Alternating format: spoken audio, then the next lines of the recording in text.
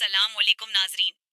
आज की वीडियो में आप लोगों का वो सवाल शामिल कर रही हूँ जो मुझसे बार बार और ज्यादा पूछा गया है। सवाल ये था कि मुबाशरत में औरत क्या पसंद करती है, आहिस्ता आहिस्ता या तेज तेज।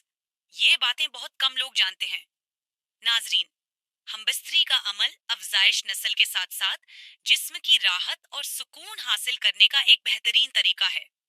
शरीयत ने हर तरह से बीवी के साथ हमबस्तरी करने की इजाजत दी है और उसके लिए मुख्तलिफ तरीके भी बताए हैं। उसकी तादाद पर कोई हुदूद और पाबंदी नहीं लगाई गई है।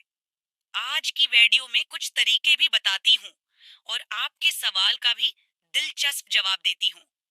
मगर मेरी एक दरख्वास्त है कि इस वीडियो को आपने आखिर तक देखना है और पूरा वीडियो देखना है।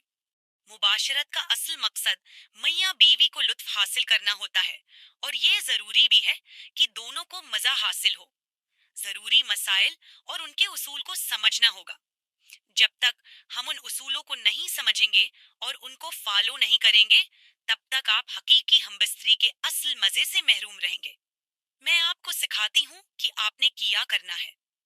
अल्लाह पाक ने मर्द और औरत में एक जिनसी तस्कीन रखी है और उस तस्कीन को जायज तरीके से हासिल करने के लिए निकाह का खूबसूरत निजाम बनाया है, जिसमें मर्द और औरत एक दूसरे को जिनसी तस्कीन दे सकें। मगर आज के जमाने में अक्सर मर्द जज्बाती बन जाते हैं और असल तस्कीन न खुद लेते हैं न अपने पार्टनर को दे पाते हैं। ये समझते हैं कि शायद अंदर घसाया, पानी निकाला और काम खत्म, जबकि ऐसा नहीं है। याद रहे, मोहब्बत का सफर आराम से तय होता है, जल्दबाजी में अक्सर लुत्फ खो जाता है। मैंने उस पर पूरी वीडियो पहले भी बना रखी है जो मेरे चैनल पर मौजूद है।